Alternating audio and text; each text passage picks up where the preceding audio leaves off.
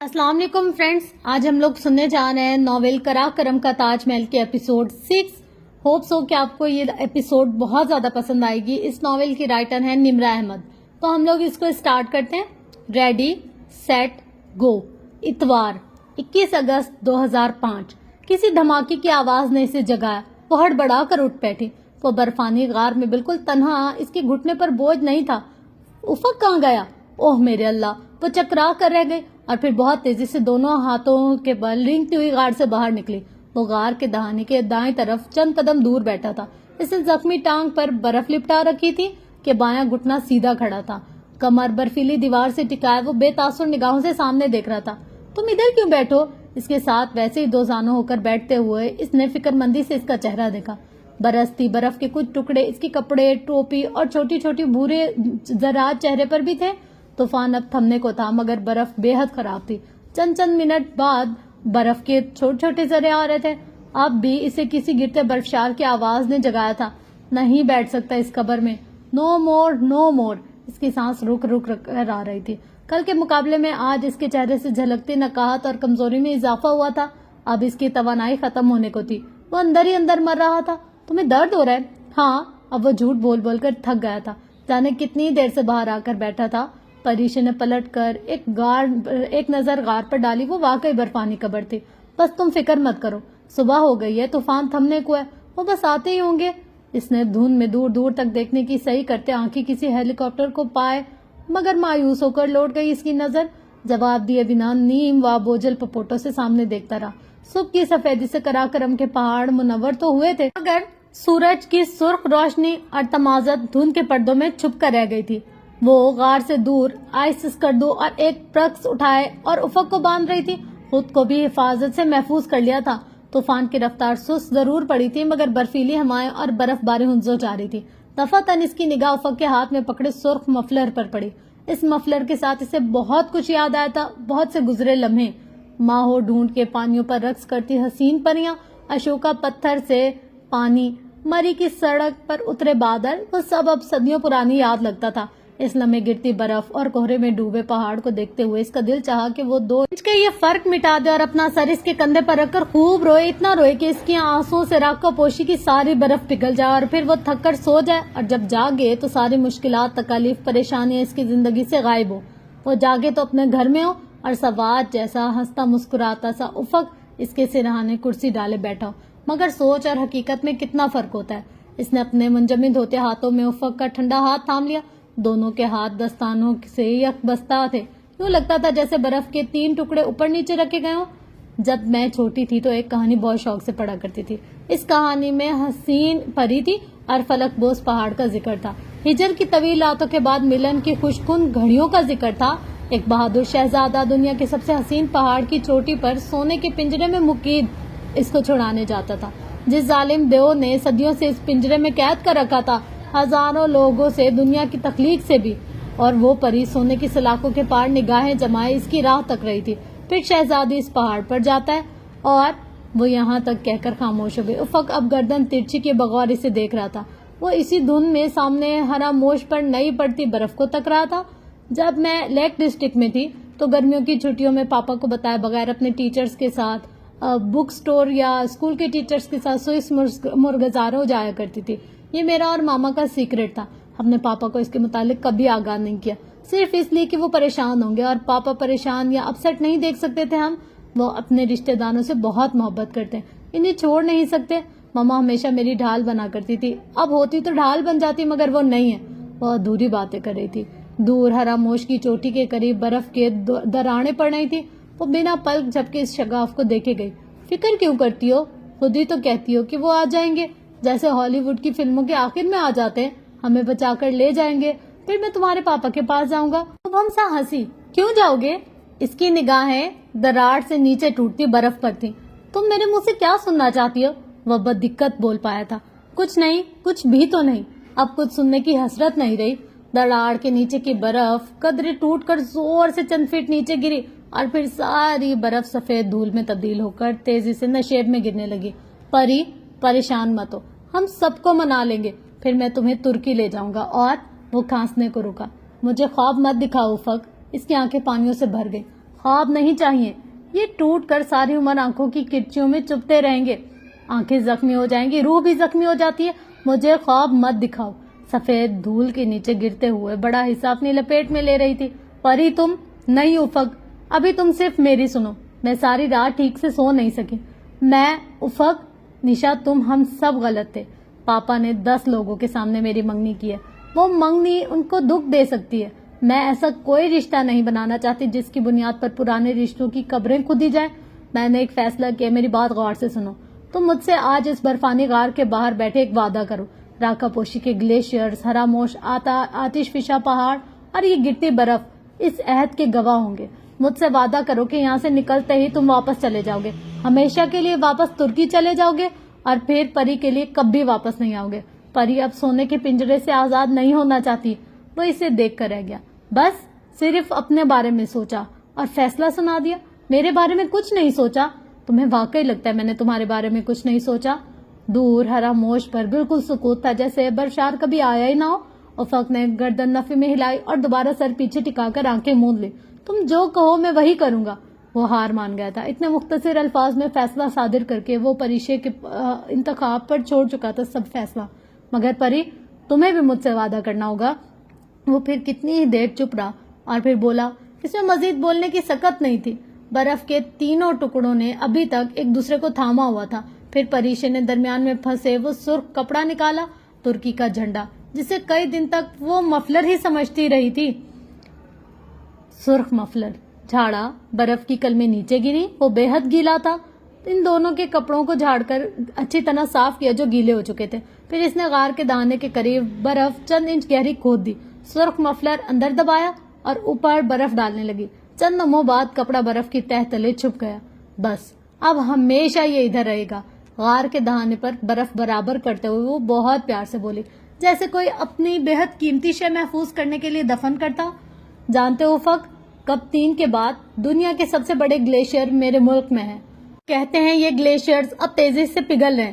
میں سوچتی ہوں آج سے 10 20 100 سال یا پھر سینکڑوں ہزاروں سالوں بعد جب یہ گلیشیئرز پگھل جائیں گے، پھر ایک روز ایسا آئے گا جب کراکرم کے پہاڑوں پر سورج بہت روشن طلوع ہوگا، جس کی روشنی سے راکا پوشی کی صدیوں پرانی برف پگھل جائے گی، اور پھر برو میں دفن یہ مفلر کراکرم کے تاج محل میں دبی داستان نگر کے دریا میں بہہ جائے گی۔ پھر جہاں جہاں نگر بہے گا، اس کے ساتھ ساتھ یہ پڑے پتھروں سے دور اگے درختوں پر پھدکتی نیلی چڑیاں، اور ان چڑیاں سے اوپر پہاڑوں کی سفید چوٹیوں کو چومتی روئی سے نرم بادلوں کے درمیان جھانکتی سورج کی سرخ شعاعیں، اور ان سب کے اوپر چھایا نیلا آسمان، سب نگر کے درمیان میں ہونے والی داستان کے نغمے سنیں گے۔ پھر نگر جس وادی میں جائے گا، جس دریا کے ساتھ ملے گا، ہنزا، جیلم اور نیلم کے دریاؤں میں، ہر سو وہ داستان خاموشی سے سنائی جائے گی۔ کبھی تو نگر کا پانی اس پر چڑھی چاندنی کی تہ سوات کے مرغزاروں میں اس جھرنے کے قریب پہنچے گی۔ وہ جھرنا اوپر پہاڑ پر کبھی ہم بیٹھا کرتے تھے، جہاں ہم اداس چڑیاں سے گیت سنا کرتے تھے، کسی کی روٹھی محبت کی داستان دیکھا کرتے تھے، کسی کی جدائی کی، تب وہ چڑیا ہماری کہانی سیاہوں کو سنایا کرے گی۔ وہ جھرنے کے پانی اور پانی میں پڑے سرمئی پتھروں کے نیچے بہت پہلے سے دبی ہوگی۔ تم، پری اور کوہ پیما کی کہانی، ہاں کبھی تو راکا پوشی کی برف پگھلے گی اور برف میں دبی کہانی دریا میں بہہ جائے گی۔ اتنی مدھم سرگوشی میں کہہ رہی تھی کہ وہ اسے یقین بھی نہیں آ رہا تھا کہ وہ سن رہا ہے۔ اس مفلر کو یہیں رہنے دو، یہیں کراکرم کا تاج محل میں سونے دو، جانے اس کی دیوانوں پر اور کتنے پیار کرنے والوں کی یادیں رقم ہے۔ ایک اور صحیح، وہ خود سے بڑبڑائی، برف ویسے ہی اس کے اوپر اور آس پاس گرتی رہی، دھند کبھی بڑھتی کبھی گھٹتی، خاموش ہو جاتی۔ کراکرم کے پہاڑ خاموش تھے، سورج تب بھی نہیں چمکا جب اسے سوا نیزے پر ہونا چاہیے تھا۔ پھر سفید سی دوپہر ڈھل گئی، شام کا نیل گو اندھیرا کراکرم کے پربتوں پر اور ان کی دیویوں کو اپنے لپیٹ میں لینے لگا۔ ہر 2 گھنٹے بعد پانی کی آدھی پیالی اس کی ضرورت تھی، مگر اس ڈھلتی شام میں جب اندازاً 2-2.5 گھنٹے بعد چولہا جلایا تو وہ ٹھنڈا پڑ رہا تھا۔ اس نے فیول کی آخری بوتل ہلائی، وہ تھی۔ اس نے ریڈیو اٹھا کر ٹرانسمٹ کا بٹن دبایا، وہ بھی مردہ تھا، اس کی بیٹری مر چکی تھی۔ بیٹریاں افق کے بیگ میں کہیں بہت اوپر برف میں دفن تھی۔ قہر میں ڈوبے دو ہیکل جامنی پہاڑ اپنے چہرے پر سفید چادر کا بکل مارے خاموشی سے دیکھتے رہے۔ ان پہاڑوں کے پار بھی میلوں تک پھیلے پہاڑی سلسلے تھے، वो इनमें बेकरार मुंतजिर निगाहों से किसी की राह तक रहे थे। गैस थी न पानी, खुश्की और सर्दी के बावजूद इससे इसके हलक में कांटे उगे थे। बगैर पानी के अब इसके पास जिंदगी का चंद आखिरी घंटे रह गए थे। वो कपकपा भी नहीं पा रही थी। कपकपाने से गोया एक दो लम्हे के लिए इसका जिस्म गर्म हो जाता, मगर इस इजाफी हरकत की इसमें दस्तरत मौजूद ही नहीं थी। आखिरी घंटों में कमी हो जाती थी। कांपने के लिए तमन्नाई खर्च हो रही थी और इसे तमन्नाई बचाना थी। चंद घंटों की मोहलत को खींचने के लिए, चंद मिनट मजीद हासिल करने के लिए, ज्यादा से ज्यादा जिंदगी का एक दिन मजीद गुजारने के लिए। बस वो आते ही होंगे, रात की तारीखी फैलने से पहले वो आते ही होंगे। हमें अब एक और सफेद रात नहीं गुजारनी पड़ेगी। इसकी मुतलाशी निगाहें दूर पहाड़ी सिलसिलों पर बार बार जाकर मायूस वापस लौट रही थी। सब कहाँ चले गए? कर्नल फारूक, आपने तो कहा था कि आप हमें लेने आ जाएंगे, आप किधर रह गए? मेरे अल्लाह, इन्हें जल्दी भेज दो वरना उफक मर जाएगा। वो बगैर पानी के सफेद रात में मर जाएगा। वो बेख्तियार रोने लगे। बर्फबारी फिर से तेज हो गई, यूं जैसे वो कभी खत्म नहीं होगी। परिश्य की उम्मीद दम तोड़ने लगी। धुंध में सजा आसमान पर दूर तक निगाहें डाले इसकी पलकें भीगती चली गई। कोई है?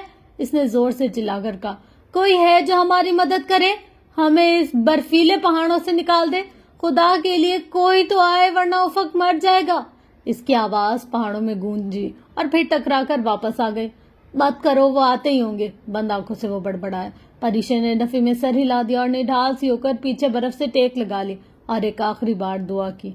मगर राका पोशी पर तो दुआएं भी कबूल नहीं होती थी। वो कभी नहीं आएंगे उफक, कभी नहीं। हमने जाने कितने दिन इनका इंतजार किया मगर वो नहीं आए। वो अब नहीं आएंगे। हमें यहाँ से निकलने की कोई उम्मीद नहीं नजर आएगी। हम इधर ही मर जाएंगे, हमें इधर ही मरना होगा। आहिस्ता आहिस्ता, धीरे धीरे इसने आंखें बंद की। बस बेतासुर पथराई निगाहों से धुंध में तकरीबन 100 मीटर तक नजर आती सुरमई से सफेद पन को देखती रही। फिर बर्फबारी और तेज हो गई तो इसका पैनोरामा छूटता चला गया। तूफान कई घंटे हुए थम चुका था, लम्हे भी थम चुके थे। लोग कहते हैं वक्त नहीं ठहरता, मगर तोमास हुमर कहा करता था बाज औकात वक्त भी ठहर जाया करता है। जिंदगी में चंद लम्हे ऐसे आते हैं जब वक्त रुक जाता है, घड़ियां जम जाती है। तब कोई गुजरा हुआ कल और आने वाला कल नहीं होता। तब सिर्फ आप होते हैं और आपकी तन्हाई। वक्त की तफरी और हिसाब खत्म होकर रह जाते हैं। आप अजीब से टाइमलेस टाइम में फंसे होते हैं जो दर हकीकत वहां होता ही नहीं है। इन लम्हों में पूरी कायनात रुक जाती है। राघा पोशी पर भी तो वक्त ठहर गया था। वो सोचने समझने की सलाहियत मनकूद कर चुकी थी। वो सोच पा रही थी, न वो वक्त का हिसाब रख पा रही थी। कितने बजे थे, रात का कौन सा पहर था, इसकी याददाश्त ने काम करना तर्क कर दिया था। हाँ, बस नींद आ रही थी इसे। वो गहरी मीठी नींद सोना चाहती थी मगर इसे अपने लबों की कैद से आजाद होते अल्फाज फिजा में तहलील होते सुनाई दे रहे थे। सोना नहीं हो फक, सोना नहीं। अगर हम सो गए तो फिर कभी नहीं जागेंगे। वो सोना चाहती थी। नींद, थकावट और प्यास से इसका बुरा हाल था, मगर दूर अंदर कोई इसे झंझोड़ कर इसे जगाए रखने की कोशिश कर रहा था। इसे कह रहा था वो ना सोए। हाँ, अंदर वो भी जागती रही। अगर वो इस रात सो गई तो फिर वो कभी नहीं जागेगी। इसे सोना नहीं था, खुद को और उफक को जगाए रखना था। वो वही अल्फाज बार बार किसी गैर इरादी अमल के तौर पर दोहराती। जाने कब इस दुनिया से, सर्दी और धुंध की दुनिया से इस दुनिया में चली गई जहाँ कोई दर्द, कोई तकलीफ, कोई ख्याल, कोई जहनी कश्मकश, कोई जमाओ मकां की तफरीक न थी। वो दुनिया जमाओ मकां की कैद से आज़ाद थी। वहाँ मुकम्मल खामोशी और सुकून था। वो सो गई थी। पीर 22 अगस्त 2005। इसके जहन में अंधेरा था। समातों में कोई आवाज मुसलसल सुनाई दे रही थी मगर निगाहों के सामने गहरी तारीकी छाई थी। कमर के पीछे बर्फ की दीवार वो महसूस कर सकती थी। फिर इसकी आंखों से तारीकी झटने लगी। वो गहरा नीलाहट भरा अंधेरा इनमें भरने लगा। इसने पलके झपकाए, 1 दफा, 2 दफा, 3 दफा और फिर कई दफा। मंजर कदरे वाज़े हुआ। सामने दूर दूर तक फैले सिलसिला कराकरम की जामनी चोटियों की बर्फ नील को रोशनी में चमक रही थी। आसमान साफ था, धुंध छट चुकी थी। गहरे नीले आसमान पर सितारे बिखरे झिलमिलाते, हर सू चमकते सितारे बह रहे थे। पहाड़ों पर बहुत ऊपर तैरते बादल, पीछे से नारंगी शुआएं झांक रही थी। राका पोशी पर सुबह उतर रही थी। घूमते सर और चकराते जहन के साथ इसने दोनों हाथ बर्फ पर रखकर जोर लगाकर उठने की कोशिश की। वो बमुश्किल घुटनों पर जोर देकर खड़ी हो पाई। इसकी टांगें जमकर सुन्न हो चुकी थी। दिमाग पूरी तरह माउफ था। उफक वहीं बैठा था। इसकी आंख खुली थी और वो जाग रहा था।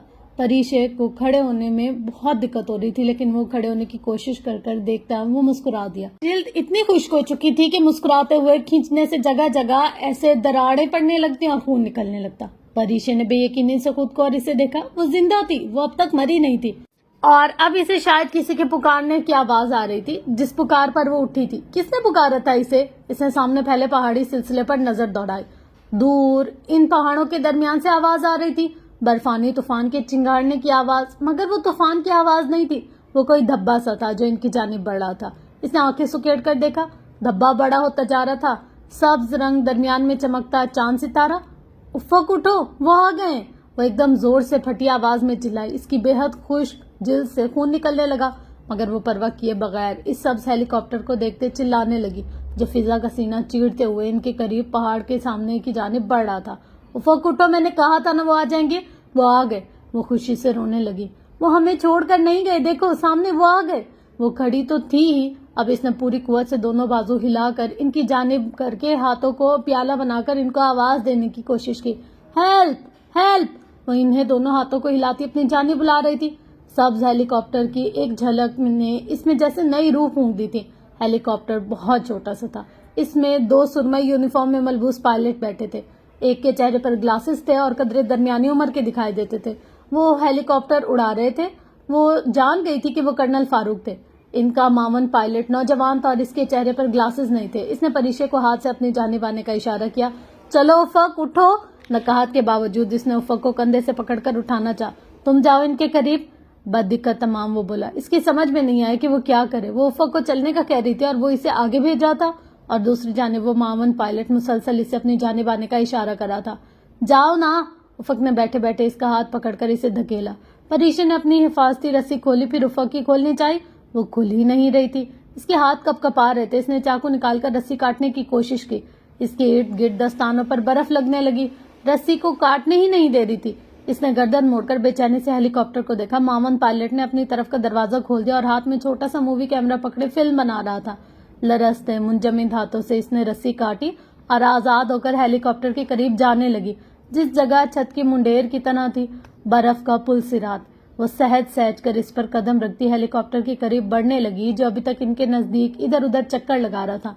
इसने पंजे बर्फ से बहुत करीब थे, मगर वो वहां लैंड नहीं कर सकता था। परीशे से चला नहीं जा रहा था, कदम मन भर के हो रहे थे। इसे करीब आते देखकर मूवी बनाते माविन पायलट ने कैमरा रखा और बाजू इसकी जाने बढ़ाया।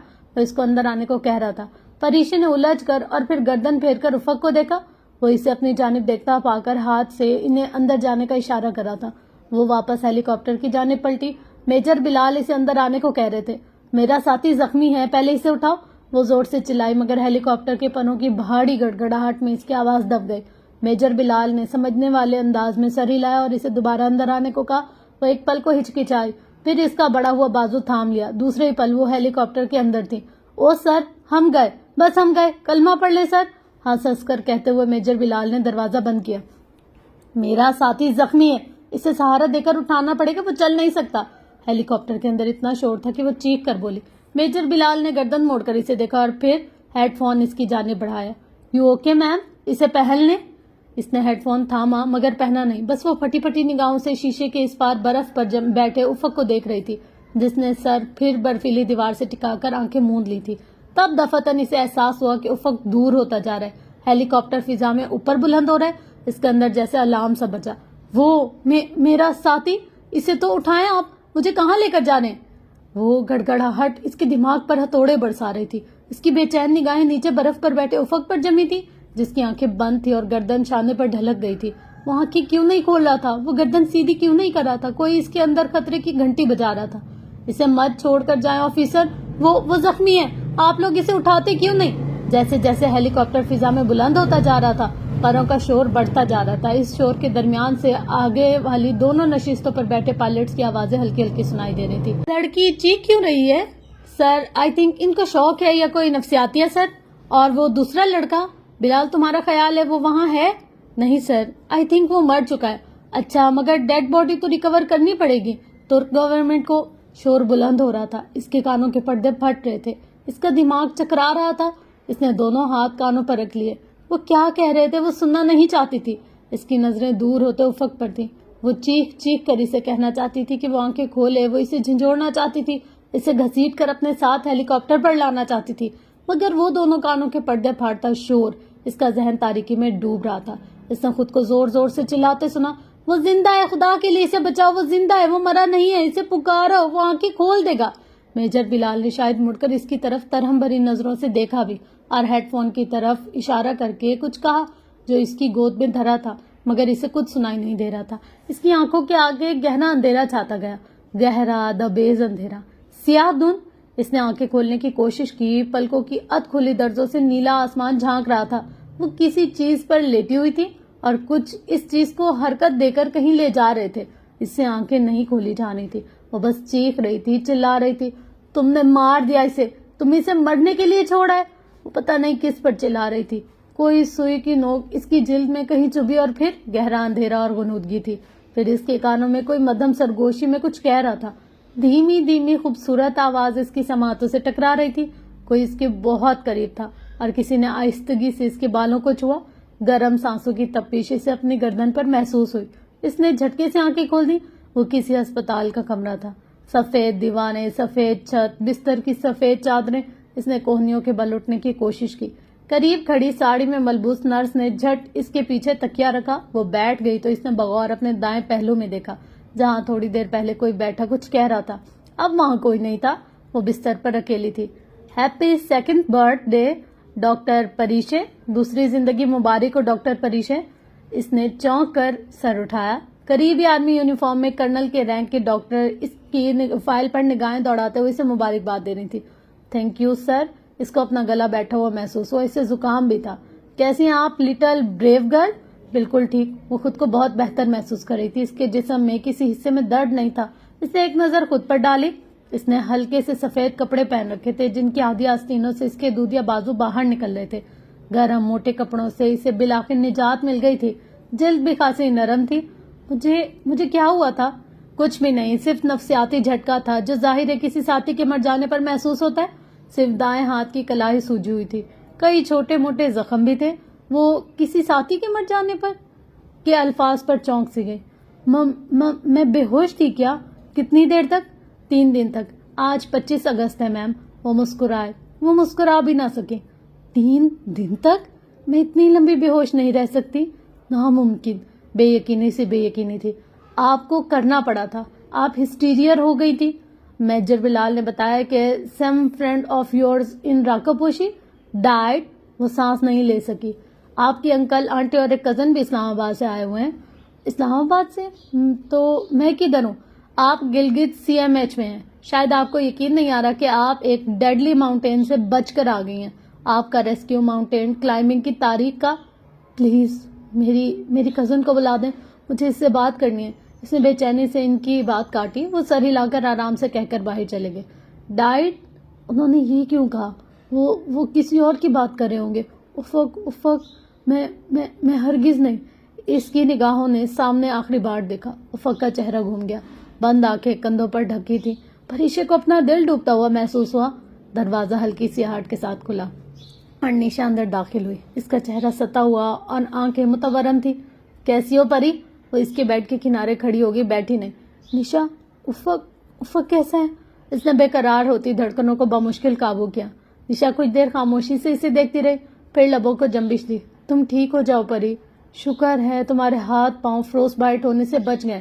نیشا، میں تم سے پوچھ رہی ہوں افق کیسا ہے؟ وہ زور سے بولی۔ اس کو اپنے قدم کسی پکی برف پر کھڑے لگ رہے تھے۔ ابھی نیشا کچھ کہے گی اور اس کے نیچے کچی برف پھٹ جائے گی۔ تم آرام کرو پری، ہم پھر بات کر لیں گے۔ تمہاری طبیعت؟ نیشا، خدا کے لیے مجھے بتاؤ افق کیسا ہے؟ کوئی اس کے جسم سے جان نکال رہا تھا۔ نیشا چپ چاپ کھڑی، لب کاٹتی رہی۔ وہ بول کیوں نہیں رہی تھی؟ وہ چپ کیوں ہے؟ پریشے کا دل گھبرانے لگا۔ نیشا پلیز مجھے بتاؤ، وہ ٹھیک تو ہے؟ وہ اسے بچائیں گے یا نہیں؟ خدا کے لیے نیشا مجھے بتاؤ ورنہ میرا دل پھٹ جائے گا۔ نیشا نے آہستہ سے سر ہلایا۔ وہ ٹھیک ہے۔ پریشے نے بے اختیار اپنا سر تکیے پر گرا دیا، تھک کر سینے میں دبی سانس خارج کی تو عرصہ کی بات کر رہا تھا۔ مگر نیشا ایک لحظے کو رکی۔ مگر کیا؟ ایک ثانیہ کو پوری کائنات رک گئی۔ مگر وہ سانس روکے نیشا کو دیکھ رہی تھی۔ مگر وہ چلا گیا پریشے، چلا گیا۔ اس کے دل کو دھکا سا لگا۔ किधर चला गया? वापस तुर्की। मैंने इसे रोकने की बहुत कोशिश की मगर वो कहता था मैंने परी से वादा किया कि मैं चला जाऊंगा। मैंने कहा भी कि मैं मम्मी पापा से बात करूंगी, अंकल से बात करूंगी, मगर वो नहीं रुका। तुमने अच्छा नहीं किया परी, तुमने इससे वादा करके इसके साथ और अपने साथ अच्छा नहीं किया। फिर और क्या करती? कहीं बहुत अंदर जोर से कुछ टूटा था। इसकी आंखों से आंसू गिरने लगे। अच्छा हुआ वो चला गया, मैं इसके लिए पापा को दुख नहीं दे सकती थी। कितने ही पल खामोशी से सरक गए। कब गया वो? नजरें उठाए बगैर इसने रुंधी आवाज में सवाल किया। कल दोपहर में जाने से पहले तुम्हें देखने आया था। इसकी टांग बहुत खराब थी मगर फ्रोस्ट बाइट होने से बच गई। दोनों हाथ फ्रोस्ट बाइट हो चुके थे मगर बिल्कुल जाया नहीं हुए। इसके साथ जो कुछ भी हुआ वो तुमने इसके साथ किया परिशे। तुम इसकी शक्ल देख लेती तो तुम्हारा दिल फट जाता। तुमने इसे तोड़ कर रख दिया। वो इतना बिखरा बिखरा और शिकस्त कोर्दा लग रहा था कि मुझसे बर्दाश्त नहीं हुआ। लगता ही नहीं था ये वही जिंदा दिल उफक है जिसके साथ हमने सवात में 8 दिन गुजारे थे। वो तो कभी भी ऐसा नहीं था परी। तुमने इसके साथ बहुत बुरा किया, बहुत बुरा। इसे याद था जब वो बेहोश हुई थी तब भी लाशौर में कहीं ना कहीं से उफक की आमद का पता चल गया था। इसके लम्स की तमाजियत, सांस की हिद्दत, नरम धीमी आवाज, मगर वो क्या कह रहा था वो कोशिश के बावजूद याद न कर पाई। मुझे इस सब के बारे में डॉक्टर अहमद दुरान ने फोन करके बताया था। तुर्क गवर्नमेंट का बहुत ज्यादा प्रेशर था जिसके बायस प्रेसिडेंट ने फौरी रेस्क्यू ऑपरेशन का ऑर्डर दिया। फिर वो तुम्हें सीधा गिलगित आए। मैं, मम्मी और पापा भी यहाँ आ चुके थे। उफक को उन्होंने बेस कैंप उतारा। वो तंदुरुस्त नहीं था मगर कल वो गिलगित आया, मुझसे मिला और फिर तुमसे मिला। फिर वो इस्लामाबाद चला गया। कल शाम की फ्लाइट थी। सैफ भाई और तुम्हारे पप्पो को पापा ने अपने तरीके से सब कुछ समझा दिया। तुम बेफिक्र हो, इसे कुछ नहीं पूछेंगे तुमसे। वो सैफ भाई को न्यूज पेपर से पता चला और इनकी तंग नजरी को तो तुम जानती हो, इसीलिए पापा ने सब हैंडल कर लिया। इन्हें उफक के बारे में कुछ इल्म नहीं। वैसे भी वो 2 दिन में कराची में है और इन्हें कोई इतनी खास परवाह भी नहीं। पप्पो को भी कोई फर्क नहीं पड़ा। पड़े भी तो अरसा की डेथ के असर के बायस वो तुमसे कुछ नहीं पूछेंगी। और अरसा के पेरेंट्स वो आए थे और उफक से भी मिले। उफक ने इन्हें अरसा का अधूरा नॉवेल दे दिया। उफक कह रहा था कि इसका इख्तिताम खुशगवार होने वाला था मगर शायद अब ना हो सके। मैं जानती हूँ अरसा हमारी कहानी लिख रही थी, वो धीरे से बोली। हैरत है, उफक इससे ज्यादा जख्मी था फिर भी हर किसी से मिलता जबकि मुझे बेहोश करके रखा हुआ था, इसलिए कि वो हिस्टेरिक नहीं हो रहा था। निशा हौले से हंसी। वो मुस्कुरा भी ना सकी। जुम्मा 26 अगस्त 2005। हेलीकॉप्टर सब्ज घास पर इसके इंतजार में खड़ा था। इसने बालों को उंगलियों से संवारा, इन्हें ऊंची पोनी टेल में मुकीद करके बरामदे से बाहर निकल आई। इसका कैचर घर में पड़ा था। इसे गिलगित से इसी हेलीकॉप्टर पर इस्लामाबाद जाना था। कर्नल फारूक जा रहे थे तो वो भी साथ हो ली। हेलीकॉप्टर के पर साकिन थे। इसके दरवाजे के करीब मेजर बिलाल खड़ा था। Happy 2nd birthday ma'am. इसे आते देखकर वो खुश दिली से मुस्कुराए। वो भी जवाबन मुस्कुरा दी। कितना गलत समझती रही थी वो इन्हें, कितनी बदगुमान थी। वो इसे भूल गए होंगे मगर उन्होंने इसे नहीं भुलाया। वो इसे वक्त पर बचाकर ले आए थे। मैंने अपने रेस्क्यू की वीडियो देखी थी आज, मुझे मेजर खालिद ने दिखाई। बहुत अमेजिंग काम आपने किया। इतना मुश्किल रेस्क्यू कैसे कर लिया आपने? मैं आप तक अमेज्ड यानी शशुद हूँ। अरे मैम, जो किया अल्लाह ने किया, पाक फौज ने बस हिम्मत की। वैसे उम्मीद है आप मुझे बुरा नहीं कहेंगी। वो शर्मिंदा सी हुई। नहीं, वो दरअसल में परेशान हो गई थी। आप बेस कैंप से अचानक क्यों गए थे? मैम, हम फ्यूल के लिए गए थे और हुंजा के बाहर 3 दिन मौसम ठीक होने का इंतजार करते रहे। जैसे ही आसमान साफ हुआ हम आ गए। मगर आपने उफक अरसलान को हेलीकॉप्टर में क्यों नहीं बिठाया? ये अच्छा खासा बड़ा हेलीकॉप्टर। इसने सामने खड़े हेलीकॉप्टर की जानिब इशारा किया। ये वो नहीं है जिसने आपको रेस्क्यू किया था। आपको ठीक से याद नहीं? वो लामा था। इसमें हम अरसलान को कैसे बिठाते? वो तो बिल्कुल मच्छर था। कौन अरसलान? नहीं मैडम, हमारा हेली लामा मच्छर होता है। वो हंसा। वो ज्यादा वजन नहीं उठा सकता। 3 से 4 बंदे इसमें नहीं बैठ सकते। कर्नल जुबैर और मेजर आसिम ने अपनी गुलहरी अपने स्क्वाड से इसे अरसलान को रेस्क्यू किया। इस दफा राको पोशी पर हमने 2 हेलीकॉप्टर भेजे थे, जैसे बलतूर के ऑपरेशन करते हुए भेजे थे। परीशे ने गौर से सब्ज रंग के हेलीकॉप्टर को देखा। हाँ, ये वो मच्छर तो नहीं लग रहा था। अरे मैम, इसे कुछ मत कहें, ये माइंड करेगा। वो हंस दी। मेजर बिलाल, ये हेलीकॉप्टर है? वो जैसे कहना चाह रही हो कि ये इंसान नहीं है। जनाब, ये शेर जवान है। इसने हंसते हुए सब्ज रंग की धात को थपकी दी। एनीवेज मेजर बिलाल, मैं मेजर आसिम से नहीं मिल सकी। इनको मेरी तरफ से शुक्रिया कह दीजिएगा। राजर मैम, फिर एकदम वो बोला। हाँ, मेजर आसिम आपका पूछ रहे थे, शायद कोई चीज थी इनके पास। नहीं, कुछ भी नहीं था। अच्छा, खुदा हाफिज और एक दफा फिर शुक्रिया। वो बात काट कर हेलीकॉप्टर के खुले दरवाजे से अंदर चढ़ गई। मेजर बिलाल ने अब कदरे उलझ कर कुछ कहना चाहा। शायद इसे कोई उलझन थी मगर परीशे को इल्म था कोई कीमती शय छोड़े नहीं जा रही थी। वो जो खो थी वो खो चुकी थी। اس کے بعد اگر کچھ رہ بھی گیا تھا تو اسے پرواہ نہیں تھی. وہ اندر بیٹھ گئی. کرنل فاروق تیار ہی تھے سو دروازہ بند کر دیا. ہیلی کاپٹر فضا میں بلند ہونے لگا. اس نے ہیڈ فون کانوں پر چڑھا لیے. شور نسبتاً کم ہوا. وہ کھڑکی کے پار چھوٹے ہوتے گلگت اور دور نظر آتے پہاڑوں کو دیکھنے لگی جن کے درمیان بہت تمکنت اور غرور سے پربتوں کی دیوی کھڑی تھی. تھینک یو راکا پوشی. اس نے چمکتی دیواروں کو کس بات کا شکریہ ادا کیا تھا وہ بھی نہیں جانتی تھی. دور دور تک پھیلے یہ وہ پہاڑ تھے جن کی پیشانیاں آسمان پر جھک کر چوم رہی تھی. وہ واقعی عظیم تھے اور ان کے درمیان میں کراکرم کا تاج محل کھڑا تھا جس کی سفید مرمری دیواروں پر محبت ایک خاموش داستان لکھ رہی تھی. بلا شبہ آگرہ کے تاج محل سے زیادہ سفید اور حسین تھا. اس نے ایک آخری نظر کراکرم کے کوہساروں پر ڈالی. الوداع کراکرم، الوداع ہمالیہ. مجھے تم عظیم چوٹیوں کی قسم، میں زندگی میں پھر کبھی تم پہاڑوں میں نہیں آؤں گی. اس نے سیٹ کی پشت سے سر ٹکا کر آنکھیں موند لی. کتنے دنوں بعد آج اس کی کمر میں برف نہیں لگی تھی.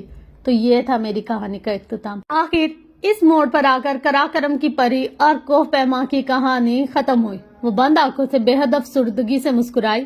لیکن کراکرم کی پری اور کوہ پیما کی کہانی ابھی ختم نہیں ہوئی. محبت جیت ہوتی ہے مگر یہ ہار جاتی ہے. کبھی دل سوز لمحوں سے، کبھی بیکار رسموں سے، کبھی تقدیر والوں سے، کبھی مجبور قسموں سے، مگر یہ ہار جاتی ہے. کبھی یہ پھول جیسی ہے، کبھی یہ دھول جیسی ہے، کبھی یہ دھوپ جیسی ہے، کبھی یہ چاند جیسی ہے، کبھی مسرور کرتی ہے، کبھی یہ روک دیتی ہے. کسی کا چین بنتی ہے، کسی کو رول دیتی ہے. کبھی لے پار جاتی ہے، کبھی یہ مار جاتی ہے. محبت جیت ہوتی ہے مگر یہ ہار جاتی ہے. اسلام آباد سے واپسی پر اسے ہر اس بندے سے لیکچر ملا جس کی اس نے توقع کی تھی. پھپھو، ندا، ماموں، ممانی اور سب سے بڑھ کر سیف سے. تمہیں احساس ہے کہ تمہاری زندگی ہمارے نزدیک کتنی اہمیت رکھتی ہے؟ وہ کتنی ہی دیر اپنی جان کو ہلاکت میں ڈالنے اور کوہ پیما کے نقصانات بتا رہا تھا مگر جس طرح وہ خاموش سر جھکائے بیٹھی رہی وہ آخر اسے جھنجھوڑ کر بولا. پریش نے سر اٹھایا. اس کے لبوں پر استحضاء مسکراہٹ تھی. آپ کے لیے میری زندگی اہم ہے یا میں آپ کی زندگی ہوں؟ سیف کچھ بول نہ سکا. اگر آپ کا لیکچر ختم ہو چکا ہو تو میں جاؤں؟ پریشے، تم آئندہ تم پہاڑوں کا نام بھی نہیں لوگی، کلائمبنگ جیسی فضول سپورٹ میں حصہ نہیں لوگی، ای میل کا جواب دوگی، یہی نا؟ تو میں یہ باتیں سن چکی ہوں. جواب دینا ضروری نہیں سمجھتی. وہ میز پر رکھے کاغذ فائل میں جوڑ کر اٹھ کھڑی ہوئی. سیف اتنا بے وقوف نہ تھا کہ اس کا سرد منہ رویہ نوٹ نہ کرتا مگر وہ اس سب کو اس کی دوست کے مرنے کے باعث اپسیٹ ہونا سمجھ رہا تھا. مجھے دیر ہو رہی ہے. وہ پرس کندھوں پر اور آل اوور بازو پر ڈال کر باہر چلی گئی. وہ ہسپتال جا رہی تھی. گزشتہ روز ہی اس نے پنس جوائن کیا تھا. پاپا آج صبح ہی واپس پہنچے تھے. یہ پریشے کو بعد میں علم ہوا تھا کہ پاپا کو سارے معاملات کی مکمل انفارمیشن تھی مگر جانے کیوں شاید عرصہ کی موت کے باعث انہوں نے پریشے کی ذہنی حالت محسوس کرتے ہوئے کچھ نہ پوچھا.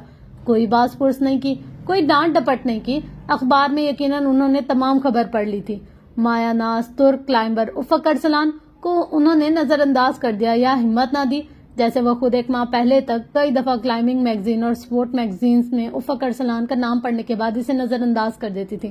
پاپا اس کے معاملے میں بہت حساس تھے مگر چونکہ وہ بالکل ٹھیک واپس آ گئی تھی اس لیے انہوں نے اسے کچھ نہیں کہا. مگر وہ بالکل ٹھیک نہیں تھی، اندر سے بھی اور باہر سے بھی. وہ زندگی بھر کبھی اتنی خاموش اور الگ تھلگ نہیں رہی تھی جتنی ان دنوں رہنے لگی تھی. پھپھو نے اسے دیکھا تو انہیں یقین ہی نہیں آیا کہ یہ وہی پریش ہے جو 5 اگست کو ہنزا گئی تھی. اس کی گوری رنگت ماند پڑ چکی تھی اور وزن 20-22 پاؤنڈ کم ہو چکا تھا. سب کو یہ بات نظر آئی تھی مگر وہ کسی کو نظر نہیں آیا تھا جو اسے اصل میں ہوا تھا. وہ بیماری جو اسے دراصل لاحق ہوئی تھی. پریش جہاں زیب کو عشق ہو گیا تھا. منگل 6 ستمبر 2005. اس روز ندا آپی آئی تو اسے اپنے ساتھ گھر لے گئی. کسی اور وجہ سے یا پھر شاید یوں ہی یوم دفاع کی چھٹی کے باعث سیف گھر پر ہی تھا. اسے ندا آپا کے ہمراہ آتے دیکھ کر اس کی آنکھوں میں ایک چمک سی آ گئی جس سے پریشے کو نفرت ہوئی. کیسی ہو پری؟ وہ اس کا سر سے پیر تک جائزہ لے کر مسکرایا. پریشے نے سنجیدگی سے اسے دیکھا. سیف، آپ کو نہیں لگتا کہ میں اب بڑی ہو گئی ہوں؟ آپ کو مجھے میرے پورے نام سے پکارنا چاہیے. اس کی بات پر سیف ہنس پڑا مگر اس کی پیشانی پر بل پڑے دیکھ کر اسے خاموش ہونا پڑا. آپا آپ بھی سن لیں، آئندہ پریشے کو پری نہیں کہنا. وہ خاموشی سے سیف کو دیکھتی رہی جیسے اسے اس مذاق پر ہنسی نہیں آئی. اوہ پری آئی ہے؟ پھپھو بھی کمرے سے باہر نکل آئی.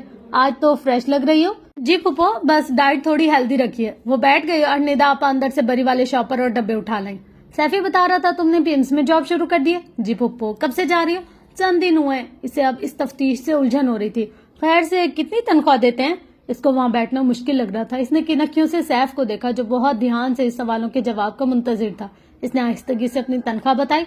हाँ, ये अच्छी है। वैसे भी बेटा, एक अच्छी बीवी वो होती है जो शौहर के शाना बशाना काम करे। वो शौहर भी तो इसके लिए कमाता है। ये इस बात का इशारा था कि वो शादी के बाद भी मुलाजमत जारी रखेगी, और नहीं तो क्या। अच्छा परी, ये देखो, ये जिना सुपर से फ्रेंच वेलवेट का लेकर आई हूँ। पूरे मार्केट में इस जैसा कुछ नहीं था। उन्होंने नेवी ब्लू वेलवेट पर फिरोजी सितारों वाला दुपट्टा सामने फैलाया और उसने बहुत ही बेतवज्जी से वो सारा सामान देखा। सैफ भी साथ बैठा कपड़ों के बारे में, दुकानदारों की बेईमानी के बारे में मुसलसल तबसरा कर रहा था, जैसे अमूमन औरतें करती हैं। इसने क्लास बदल ली थी, लेकिन इसकी क्लास में रहने का सलीका अभी तक नहीं आया था। दफतन इसके मोबाइल की बीप बची। इसने मोबाइल निकालकर रोशन स्क्रीन को देखा। वहां एक गैर शनासा नंबर से मैसेज आया हुआ था। इसने मैसेज खोला। क्या मैं आपको इस टाइम कॉल कर सकता हूँ? आप फारिग हैं? मैसेज रोमन उर्दू में था ताकि लिखने वाले की जिन्स वाजे हो। इसने कोफ से इसे डिलीट कर दिया, जिससे मोबाइल कंपनियों ने नर्क सस्ते किए थे। ऐसे मैसेजेस और गैर शनासा नंबर से कॉल आती ही रहती थी। दुनिया जहाँ के फारिग और लोफर लड़के ऐसे काम करके लड़कियों से दोस्ती के ख्वाहिशमंद होते हैं। इसने हु आर यू लिखकर जवाब भी नहीं दिया और मोबाइल रख दिया। किसका मैसेज था? सैफ ने फौरन पूछा। पापा का। इसने ये कहने से एतराज किया कि किसी के SMS के मुतालिक पूछना निहायत गैर इखलाकी हरकत है। अच्छा ये वाला देखो, ये बरीजे का है। उन्होंने बाजू पर एक और हल्का सा ग्रीन कपड़ा फैलाया।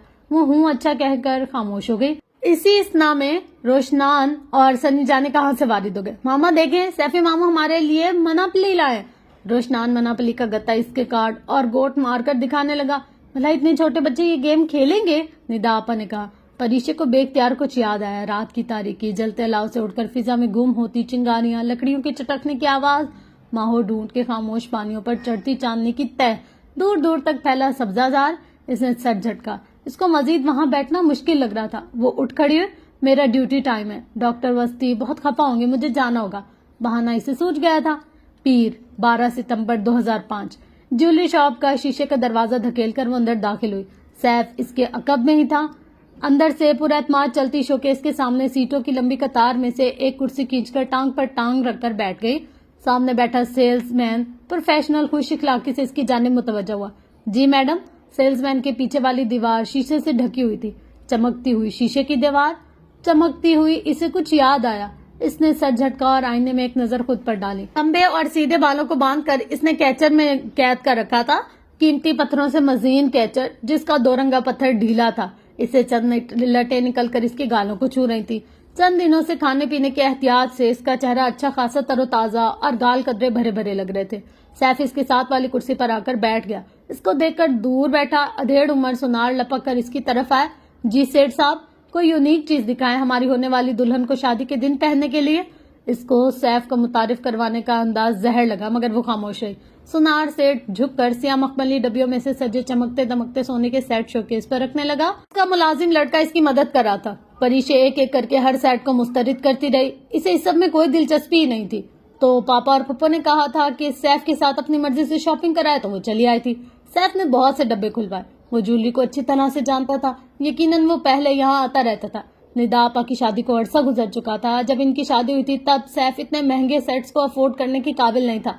यकीनन वो पिछले चंद बरसों में यहाँ आता रहा था। जाने कितनी और औरतों को जेवरात दिलवाने। शायद इसीलिए इसने दुकानदार पर वाज़ेह किया था कि वो लड़की इसकी होने वाली बीवी है, सो वो मोहतात रहे। एक लम्हे को भी इसका दिल नहीं चाहा कि वो ज्वेलर से सैफ के चक्करों के मुतालिक पूछे। इससे सैफ और इसके अफेयर्स में कोई दिलचस्पी ना थी। अगर पापा जानते बूझते अपनी आंखें बंद कर रहे थे, तो वो भी अपनी आंखें और दिल कब की बंद कर चुकी थी। ये फिरोजी पत्थर वाला तो बहुत अच्छा है, ये ले लो। इसे कुछ याद आया। इसने बालों पर से कैचर उतारा। सियाब शार कमर और चेहरे के अतराफ में गिरती चली गई। आपके पास इस तरह का कोई दूसरा पत्थर होगा, या आप इस पत्थर को जोड़ देंगे? ये ढीला हो गया और किसी भी लम्हे उखड़ जाएगा। परीशे ने कैचर शोकेस पर रखते हुए दो रंगे पत्थर की जानिब इशारा किया। ये बिल्कुल गिरने वाला है। इस कैचर को फेंक दो, मैं तुम्हें नया ले दूंगा। सैफ ने लापरवाही से कैचर उठाकर डस्टबिन में फेंकना चाहा। किसी चीते की तेजी से परी ने झपट कर इसके हाथ से कैचर छीना। हाथ मत लगाएं इसे, ये बहुत कीमती है, समझे आप? किसी मताए अजीज की तरह इसे मुट्ठी में बंद किए परीशे ने सैफ को गुस्सीली निगाहों से देखा। वो इसके रद्द अमल पर शशुद रह गया। परीशे तुम? इसने आहिस्ता आवाज में कुछ कहना चाहा। میں گاڑی میں بیٹھ رہی ہوں, آپ کو آنا ہے تو آ جائے, نہیں تو میں ٹیکسی لے کر چلی جاؤں گی. بالوں کو پوری طرح کیچر میں جکڑ کر وہ اٹھ کھڑی اور کھٹ کھٹ چلتی گلاس ڈور دھکیل کر باہر چلی گئی. سیف جولر سے معذرت کرتا کچھ حیران کچھ دبے دبے غصے کے ساتھ اس کے پیچھے باہر نکل گیا. جولرز نے استہزائے انداز میں سر جھٹک کر ساتھ والے لڑکے کو بتایا, بیگم صاحبہ شادی پر خوش نہیں ہے. لڑکا دانت نہ کوسنے لگا. جولر پھر سے اپنی سیٹ سنبھال کر رجسٹر پر جھک گیا جبکہ لڑکا شوکیس میں زیورات کے مخملی ڈبے بند کرنے لگا. منگل 13 ستمبر 2005. وہ ہسپتال جانے کے لیے تیار ہو رہی تھی. آل اوور بازو پر لپیٹا تھا, اسٹیتھوسکوپ پاکٹ میں گھسایا, جلدی جلدی جوتوں کی سٹرپ بند کی, بالوں کو اسی طرح اسی کیچر میں جکڑا اور پھر کندھے پر ڈال کر باہر نکل آئی.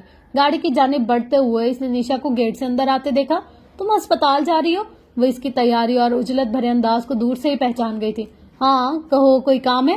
وہ گاڑی کا لاک کھولتے ہوئے کھڑے ہونے والے انداز میں پوچھنے لگی. میڈم آپ کی جہیز کی شاپنگ کرنی ہے, آپ کو ممی بلا رہی ہیں. اوہو نشا, مامی کی چوائس بہت اچھی ہے, وہ خود کر لیں گی, تم ان کی ہیلپ کروا دینا. تمہیں پسند ناپسند کا علم تو ہے نا میری, مگر ابھی ہم جوتے لینے جانے ہیں جو تمہیں ہی لینے ہوں گے. یار ادھر اسلام آباد پنڈی سے کہاں اچھے جوتے ملتے ہیں اور میرے پاس جوتے بہت ہیں, چھوڑو رہنے دو, مجھے دیر ہو رہی ہے. اس نے فکر مندی سے گھڑی دیکھی. بے وقوف, لینے تو پڑیں گے, آخر کو شادی ہے تمہاری. اس کے چہرے سے سایہ گزر گیا. دروازے کے ہینڈل پر اس کی گرفت ڈھیلی پڑی. پری, وہ اس کے قریب چلی آئی. اگر فیصلہ کر لیا تو کمپرومائز کرنا بھی سیکھو. سیف جیسے بھی انہیں قبول کرو اور دل سے کرو. دل؟ ایک پھیکی مسکراہٹ اس کے لبوں کو چھو گئی. دل تو کہیں دور کرا کرم کے پہاڑوں میں رہ گیا. اب تو یاد بھی نہیں کہ کس جگہ کھویا تھا. کوئی فون, کوئی خط, کوئی رابطہ نہیں کیا اس نے. وہ جانتی تھی نشا کس کی بات کر رہی تھی. نہیں, اس کو فون نمبر دیا کب تھا؟ ای میل احمد دوران کی وائف کی آئی تھی, میں نے جواب نہیں دیا. مجھے ترکی کے باسیوں سے رابطہ نہیں رکھنا. وہ سر جھٹک کر ڈرائیونگ سیٹ پر بیٹھ گئی اور دروازہ بند کر لیا. کھلے شیشے کے اس پار کھڑی پریشے نے سوالیہ نگاہوں سے اسے دیکھا. خوش رہا کرو پری, ورنہ لوگ سب جان جائیں گے. جاننے دو. اس نے انگیشن میں چابی گھمائی. گاڑی کے انجن میں حرکت ہوئی. نشا دور ہٹ گئی. وہ پیچھے دیکھتے ہوئے گاڑی باہر نکالنے لگی. ہاتھ کی لکیروں میں کیا تلاش کرتے ہو؟ ان فضول باتوں میں کس لیے الجھتے ہو؟ جن کو ملنا ہوتا ہے بن لکیر دیکھے ہی. زندگی کے دستور پر ساتھ ساتھ چلتا ہے, پھر کہاں بچھڑتا ہے. جو نہیں مقدر میں کب وہ ملتا ہے ہمیں, کب وہ ساتھ چلتا ہے. ہاتھ کی لکیروں میں کیا تلاش کرتے ہو؟ یہ اسی شام کی بات ہے جب اسے ہسپتال میں فون کر کے نہایت بدحواسی کے عالم میں بتایا گیا کہ جہانزیب صاحب کی طبیعت اچانک خراب ہو گئی. وہ آفس سے جلدی آئے تھے اور ابھی گاڑی سے نکلے ہی تھے کہ ان کی حالت بگڑ گئی. وہ اپنے سب کام چھوڑ کر بھاگم بھاگ گھر پہنچی, مگر جس وقت وہ گھر میں داخل ہوئی ممانی اور نشا پہلے سے ہی وہاں موجود تھی. اور پاپا, وہ کافی دیر ہوئی جا چکے تھے. انہوں نے اس کے پہنچنے کا بھی انتظار نہیں کیا, اس سے آخری بار ملنے کا انتظار بھی نہیں کیا. اسے نہیں معلوم وہ کتنے دن بغیر کچھ کھائے پیے روتی رہی. اس کے غم بہت تھے, وہ کس کس کا ماتم کرتی. اپنی زندگی کی پہلی اور آخری محبت کو اس نے جس شخص کے لیے چھوڑا تھا وہی اسے چھوڑ کر بھری دنیا میں تنہا کر کے جا چکا تھا. وقت ایک دفعہ پھر 6 برس پیچھے چلا گیا تھا. تب بھی یوں ہی لوگوں نے اس کے سر پر ہاتھ رکھ کر اسے دلاسا دیا تھا. کھوکھلے دلاسے اور جھوٹی تسلیاں آج بھی اسے یہی مل رہی تھی. اس نے بہت لوگوں کو پاپا کی میت کے سرانے بیان کرتے دیکھا تھا. ان میں ندا آپا بھی تھی اور پھپھو بھی. وہ بے تاثر بھیگی نگاہوں سے سب کو دیکھتی رہی. وہ ان سب کو اندر باہر سے جانتی تھی, ان کی آنسوؤں کی حقیقت کو سمجھتی تھی. وہ یہ بھی جانتی تھی اگر کسی کو اس بھری دنیا میں پاپا کے جانے کا خیال تھا تو وہ صرف وہ خود تھی.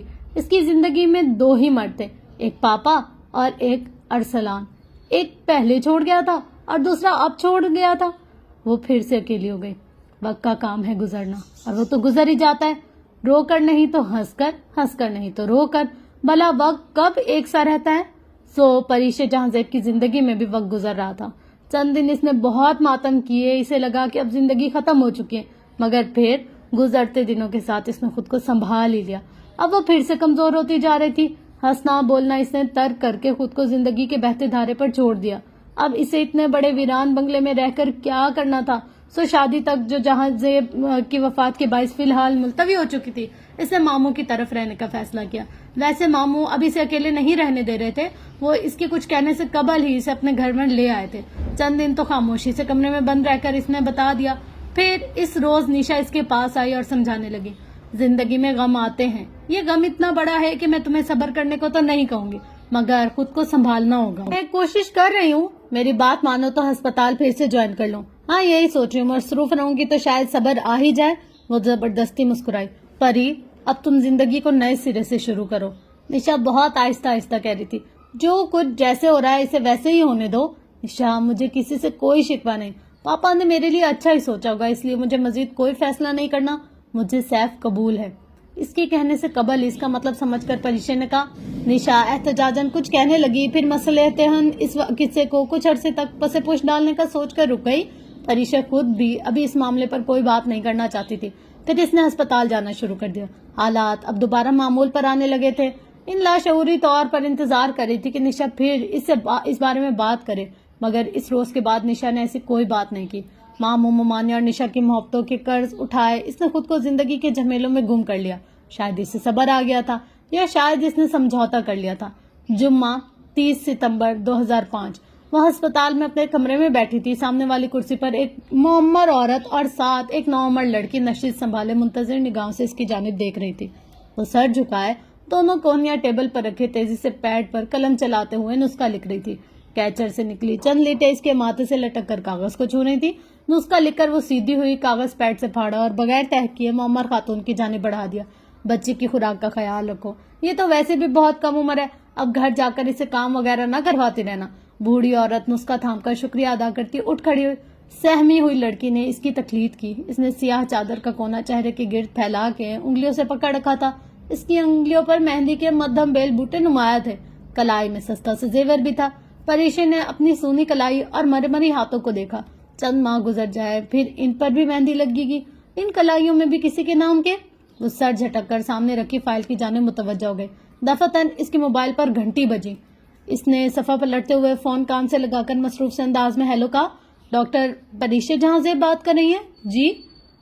مردانہ آواز اور غیر شناسا ساتھی. اس نے موبائل کان سے ہٹا کر نمبر دیکھا.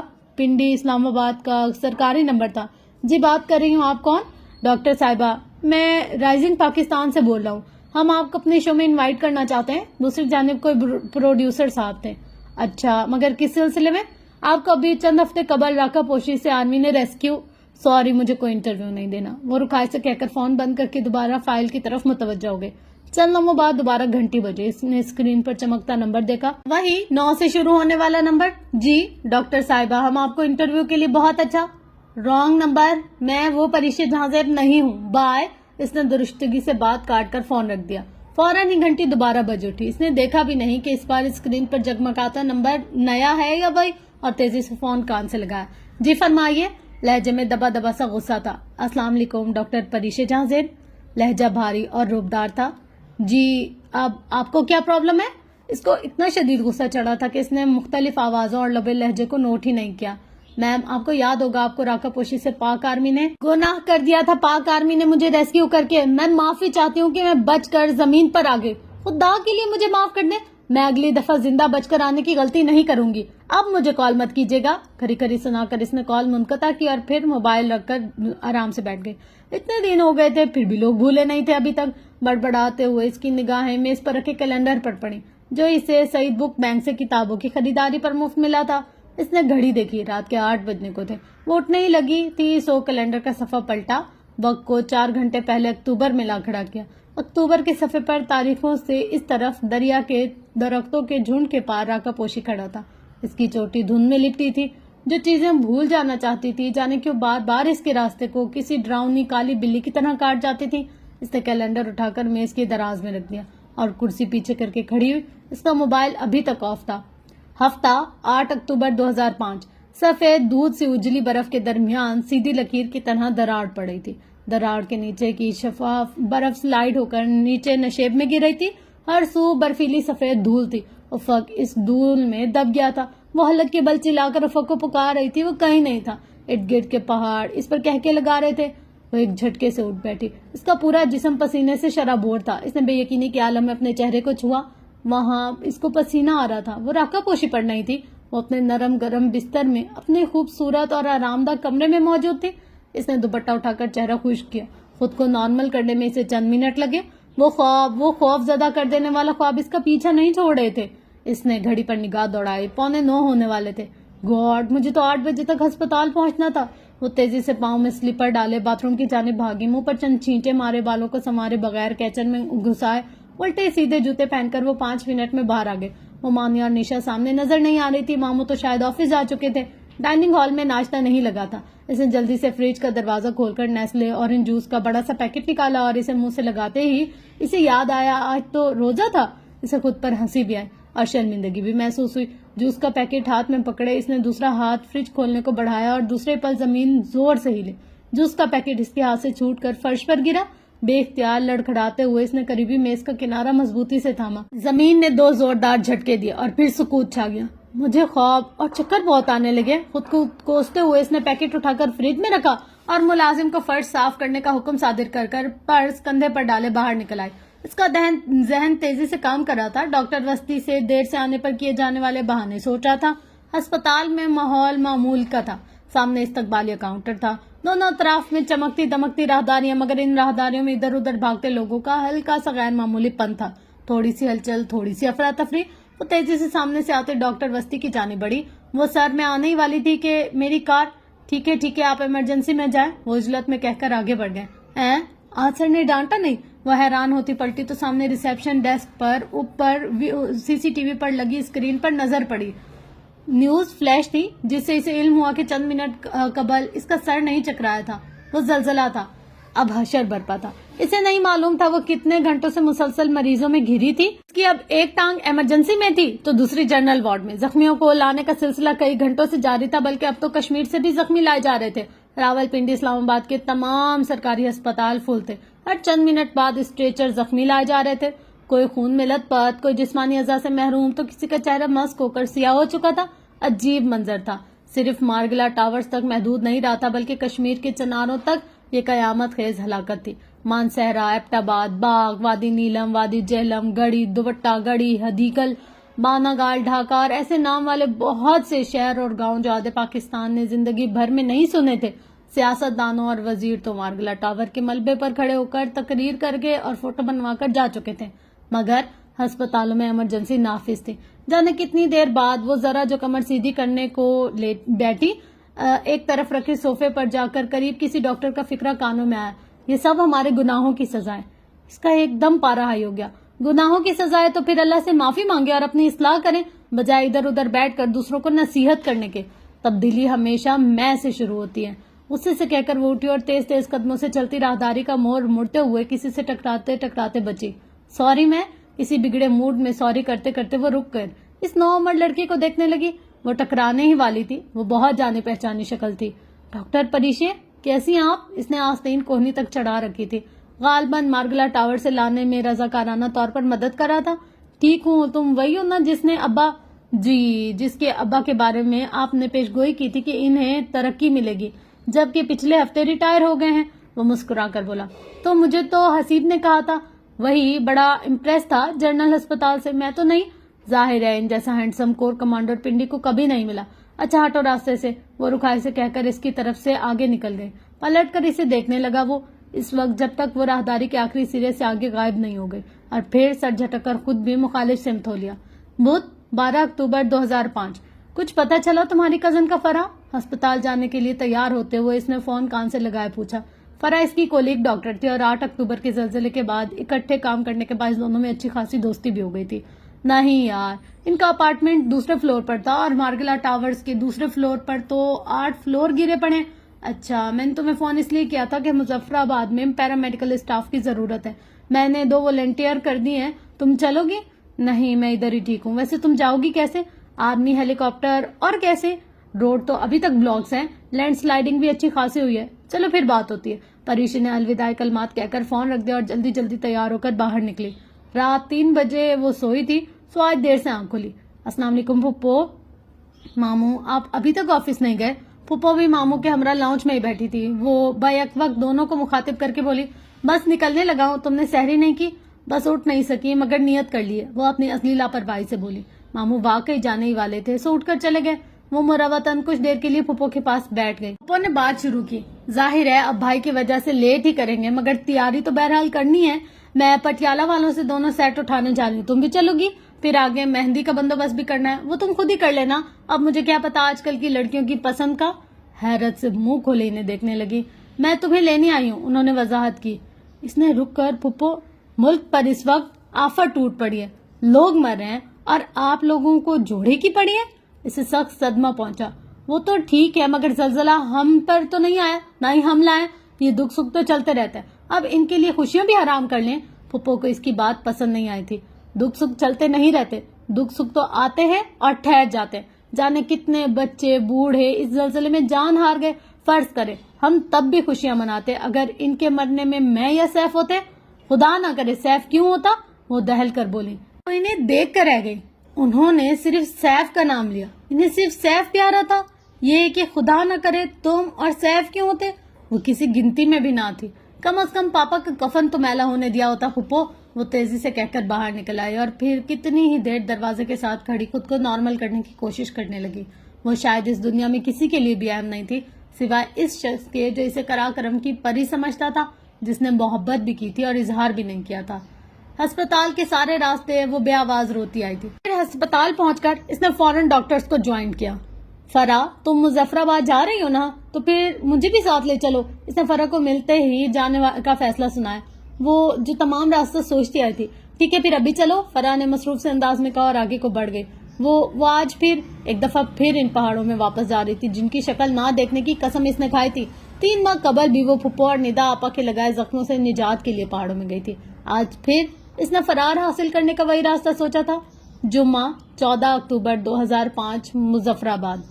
وہی بارش کا موسم، وہی سردی کی شامیں، وہی دلربا گھٹائیں، وہی سانس لیتی خوشبو، وہی موڑ مڑتی سڑکیں، وہی پرسکون جگہ ہے فرق بس ذرا سا جو گزشتہ موسموں میں میرا ہمنوا تھا۔ جانے وہ اب کہاں ہے، جانے وہ اب کہاں ہے۔ وہ ایک اسکول کی منہمد عمارت کے ملبے کے قریب کھڑے تھے۔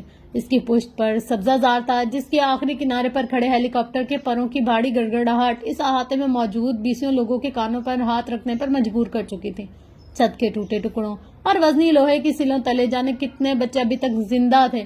مقامی افراد، ریسکیو ٹیمیں، رضاکار اور فوجی جوان مسلسل ملبہ ہٹا کر بچوں کو نکالنے کی کوشش کر رہے تھے۔ وہ ملبے سے چند قدم دور سینے پر ہاتھ باندھے خاموشی سے کھڑی انہیں دیکھ رہی تھی۔ اس سے کہ کیچر سے نکلتے بال تیزی سے ہوا میں اڑ رہے تھے، ہوا میں خنکی بڑھتی جا رہی تھی۔ کسی بچے کے زخمی وجود کو نکال کر اسٹریچر پر ڈالے 2 فوجی جوان کیمپ لے جا رہے تھے۔ تو ان موڑ موڑتے اسٹریچر پر موجود معصوم بچوں کو دیکھتی رہی۔ ہیلی کاپٹر کی جانب سے کیموفلاج یونیفارم میں ملبوس ایک آرمی آفیسر تیزی سے نوجوانوں کو ہدایت دے رہا تھا۔ اس نے کہا تھا کہ 10 سے 20 کلو والے پیکٹ بنانے ایزی ڈراپ کے لیے، مگر انہوں نے بولتے بولتے وہ یک لخت رک کر پریشے کو دیکھنے لگا۔ پریشے نے ایک سرسری نگاہ اس پر واپس ڈالی، منہمد عمارت کی جانب منہ موڑ لیا۔ اسے کیپٹن بشیر کا انتظار تھا جس کے ساتھ اس نے میڈیکل کیمپ جانا تھا۔ بہت دیر بعد اسے احساس ہوا کہ وہ اسمارٹ سا آفیسر ابھی تک اسے ہی دیکھ رہا ہے۔ اس نے منہ پھیر کر اسے دیکھا۔ وہ پری کی جانب اشارہ کر کے کیپٹن بشیر سے کچھ پوچھ رہا تھا۔ پھر چند لمحوں کے بعد وہ وہاں سے چلا گیا۔ وہ آفیسر پھر سے اسے دیکھنے لگا۔ وہ پریشے کے لیے قطعاً انجان تھا۔ اگر وہ کسی آرمی والے کو جانتی تھی تو وہ وہی تھے جنہوں نے اسے راکا پوشی سے ریسکیو کیا تھا۔ وہ آفیسر ان میں سے نہیں تھا۔ جب کیپٹن بشیر آیا تو وہ اس کے ہمراہ وہاں سے جانے لگی۔ کیپٹن بشیر سے اس کا تعارف وہیں مظفر آباد میں ہوا تھا۔ وہ بہت سادہ، مؤدب، اونچا لمبا سا تھا۔ اس کا باپ فوج میں صوبے دار تھا۔ وہ اپنے گاؤں کا تیسرا لڑکا تھا جو فوج میں گیا تھا اور اس بات پر اس سے بے حد فخر تھا۔ پریشی وہاں آرمی کے فیلڈ ہسپتال میں رہ رہی تھی۔ بشیر اس دوران اس کی ہر ممکن مدد کرتا تھا۔ مذاق سے اسے ایک دن پریشی نے اپنا لیزران آفیسر کہا تو ڈاکٹر فرا حیرت سے بولی، مطلب کچھ نہیں، یہ ماؤنٹین کلائمبرز اور پاکستان آرمی کا آپس کا مذاق ہے۔ وہ ہنس کر بولی اور پھر وہ مگن ہو گئی کام میں۔ اس سے زیادہ وہ کسی سے فری نہیں ہوا کرتی تھی۔ کیپٹن بشیر، یہ آدمی میرے بارے میں کیا کہہ رہا تھا؟ اس کے ہمراہ چلتے ہوئے پریشی نے پوچھا۔ وہ آپ کا نام وغیرہ پوچھ رہا تھا، میں نے بتا دیا۔ اچھا، جانے کون تھا؟ اس نے لاپرواہی سے شانے اچکائے۔ ویسے میڈم میں نہیں جانتا یہ کون تھے، ایوییشن کے ساتھ تھے اور شاید۔ اچھا ٹھیک ہے، اٹس اوکے۔ وہ لمبی وضاحت سے بچنے کو بولی تو کیپٹن بشیر فوراً سے خاموش ہو گیا۔ یہ سویلین ڈاکٹر بہت موڈی تھی، یہ اسے اندازہ ہو چکا تھا۔ جمعہ 31 اکتوبر 2005۔ کتنا خراب ہو رہا ہے زخم، او گاڈ! وہ بڑبڑاتے ہوئے بچی کی پٹی کھولنے لگی۔ اس کا گھر مسمار ہو گیا تھا۔ وہ 8 اکتوبر کی رات ہی نکالی گئی تھی، مگر ابتدائی طبی امداد کے طور پر اس کی چائے پتی سے بند کر دیا تھا اس کے زخموں کو جو اب اسے خراب کر رہے تھے۔ ادھر باغ میں بھی تمام لوگوں کے زخم یوں ہی بند کیے گئے تھے جو بے حد نقصان دے رہے تھے، مگر خیر وہ اور کرتے بھی کیا، وہ اب زخم کو صاف کرتے ہوئے افسوس کر رہی تھی۔ वो कल ही बाग से वापस आई थी। वहां रोज तकरीबन 150 मरीज देखती थी जो 6-6 घंटे का सफर करके कैंप तक पहुंचते थे। जाने कितने दिनों से इसकी नींद भी पूरी नहीं हुई थी। वह इस वक्त मुजफ्फराबाद के नीलम स्टेडियम में नर्स फील्ड अस्पताल के एक खेमे में थी। इसके सामने और इसकी दाएं तरफ चंद और मरीज भी बैठे थे। दफातन कैप्टन बशीर खेमे का कपड़ा हटाकर अंदर आया। मैडम, वैक्सीन आ गई है। इसने पैकेट इसकी मेज पर रखा। परीक्षी ने सर उठाकर हैरत से इसे देखा। इतनी जल्दी? अभी तो कहा था। ये दरअसल यूनिसेफ के जो डॉक्टर्स थे वो लाए हैं। साथ में हाई एनर्जी बिस्किट भी है। अच्छा, और स्कूल का सारा मलबा हटा? तकरीबन ब्रिटिश टीम आई हुई है। वो सर झटक कर काम में मसरूफ हो गए। ब्रिटिश? यूनिसेफ? जाने कितने गैर मुल्की आए हुए थे। एकदम इसने चौंक कर सर उठाया। कैप्टन बशीर? वो जानने लगा था कि इसकी आवाज पर वो पलटा। मैडम, बहुत से गैर मुल्की आए हुए, तुर्क से कोई नहीं आया? इसने बज़ाहिर सरसरी से सवाल किया था। आया है ना? एक पल को साकित हुई। वो सांस रोके इसका जवाब की मुंतजिर थी।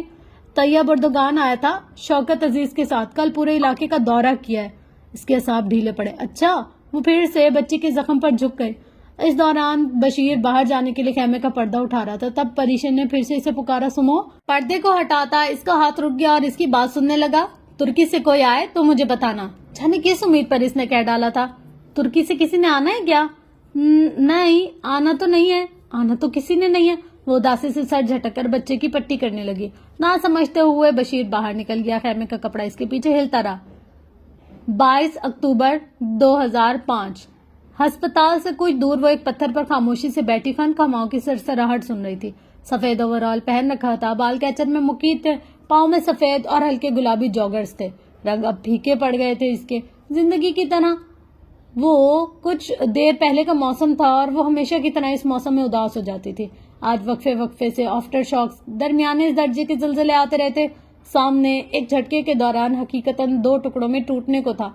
आज इसकी चोटी पर बर्फ भी थी। वो इस ढलकती शाम में वहां तन्हा बैठी थी। हम लैला हैं, हम मजनू हैं।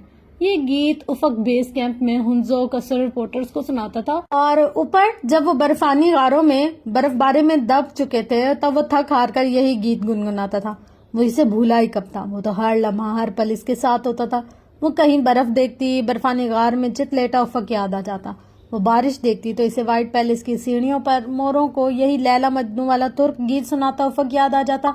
वो ख्वाब में आकर इसे कहता, परी क्यों परेशान हो, मुझे दर्द नहीं हो रहा।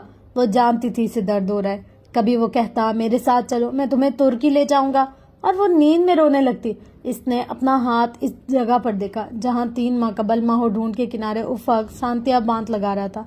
अब वो मामूली खराश वहां नहीं थी, मगर दर्द, अंदर ही अंदर दर्द बहुत होता था।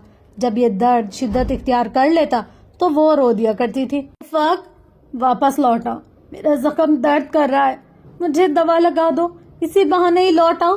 वो अब भी इसके साथ था और इससे कहीं बहुत अंदर मौजूद था। इसके साथ सांस लेता था, इसके साथ हंसता था, इसके साथ रोता था। इसके ख्यालात में मुखल होने वाली आवाज भारी बूटों की धमकी थी जो इसे अपनी पुश्त में सुनाई दी। इसने पलट कर देखा। ये वही इस रोज वाला आर्मी ऑफिसर था जो इसे घूर रहा था। खिलती रंगत, चेहरे के काफी खूबसूरत नकूश, काफी हैंडसम सा मेजर के रैंक का ऑफिसर था। आप डॉक्टर परीक्षित जहांजेब हैं? उठ खड़ी हुई। ये बात आप इस रोज कैप्टन बशीर से मालूम कर चुके हैं? वो रुखाई से बोली। मालूम नहीं, कंफर्म किया था। आपने मुझे पहचाना? मैं मेजर आसिम रऊफ हूँ। मैंने अरसलान को राकापोशी से रेस्क्यू किया था। ओह, इसके माथे पर से बल गायब हो गए। फिर वही याद, खुदाया ये दुमानी मेरी जान क्यों नहीं छोड़ता। असल में मेजर साहब, मैंने आपको एक सरसरी सी दफा देखा था, इसलिए पहचान नहीं पाई। मुमरबतन कहने लगी। इट्स ओके मैम, मुझे आपसे मिलना था। आप CMH में बेहोश थी और जिस दिन होश में आई मुझे इसी सुबह फॉरेन एरियाज में भेज दिया था। मैं इनफैक्ट 3 दिन वहाँ मौसम खराब होने की वजह से अपने हेलीकॉप्टर के साथ फंस कर रह गया। जब वापस आया तो आप जा चुकी थी। मैं चलती हूँ, मुझे कुछ मरीज देखने। Thank you anyways. इसे इस तफसीलात में कोई दिलचस्पी नहीं थी। सॉरी मैम, मुस्कुराहट से कहती। वो पलट कर जाने लगी। मैम, मेरे पास आपकी एक अमानत है। उफक अरसलान ने ये आपके लिए दिया था। आपको होश आए तो मैं आपको दे दूं। वो बेहद तेजी से मेजर आसिम की जानिब घूमी। क्या क्या क्या दिया था उफक ने? इसके दिल की धड़कन बेतरतीब होने लगी। इस रोज आपको देखा तो ये मेरे पास नहीं था, वरना दे देता। कल इस्लामाबाद गया तो लेकर आया। इसने वॉलेट से एक छोटा सा खत का लिफाफा निकालकर परीक्षा की जानिब बढ़ाया, जिसे इसने तेजी से पकड़ लिया। लिफाफे के कोने में सब्ज रंग का आर्मी का कोई निशान बना हुआ था और ऊपर ना गिलगित कंटोनमेंट का एड्रेस लिखा हुआ था, जैसे वो GHQ से आया। ये लिफाफा इसने मुझसे लिया था। इसने के लिफाफा अलट पलट कर देखने पर मेजर आसिम ने वजाहत की। परीशे ने कपकपाते हाथों से वो छोटी सी टेप उतारी। मेजर आसिम इतना मुहज़्ज़ब था कि परीशे को यकीन था उफक के टेप लगाने के बाद वही पहली दफा इसे खोल रही होगी। लिफाफे के अंदर टिश्यू में लिपटी तस्वीर थी। दूर तक फैला सब्जा, दाएं तरफ झील, बाएं जानिब घोड़ा, घोड़े के साथ परीशे और परीशे के इस तरफ उफक। वो हंसते हुए मुंह पर हाथ रखे हुए थे। सियाह घड़ी के डायल का हराम चमक रहा था। तस्वीर के नीचे लिखा था घोड़ा परीशे की दाएं तरफ है। इसने तस्वीर को पलटा। पीछे कागज पर चिपका हाथ से सब्ज रोशनाई से अंग्रेजी में लिखा था जिंदगी के सफर में बिछड़ने से पहले, मिलन की आखिरी शाम के ढलने से पहले और एक दूसरे की सांसों और धड़कनों की आखिरी आवाज सुनने से पहले, कि जिसके बाद तुम मेरी दुनिया से दूर चले जाओगे। तुम्हें मुझसे एक वादा करना होगा कि जब भी सूरज तुलू होगा और सवात की वादियों में रोशनी बारिश के कतरों की तरह गिरेगी और कराकरम के जामनी पहाड़ों पर जमी बर्फ पिघलेगी और फिर जब इस बर्फ में दबी दास्तान नगर के दरमियान में बह जाएगी, तब तुम्हें मुझसे एक वादा निभाना होगा कि इस रात के बाद अपनी जिंदगी में आने वाली हर सुबह की ठंडी हवा और हर बारिश के बाद गीली मिट्टी और जामनी पहाड़ों पर दूध की सी जमी बर्फ को देखकर तुम मुझे याद करना कि ये मेरा तुम पर और तुम्हारा मुझ पर कर्ज है। इसकी आंखों से आंसू टूट टूट कर गिरने लगे। इसे याद था बर्फ की दीवार से टेक लगा इसकी जानिब गर्दन फेरे बैठा उफक, तुम्हें भी मुझसे एक वादा करना होगा। और फिर इसने गहरे कर्ब से आंखें मूंदी थी। वो कुछ नहीं बोला। इसमें बोलने की, वादा लेने की सकत भी नहीं थी। Are you okay doctor Pareeshay? इसको प्राइवेसी देने के लिए मेजर आसिम, जो नामहसूस अंदाज में चंद कदम दूर हट चुका था, इसे रोते देखकर तशवीश से बोला, कब दी इसने आपको ये? हथेली की पूंछ से आंसू साफ करके वो जबरदस्ती मुस्कुराई।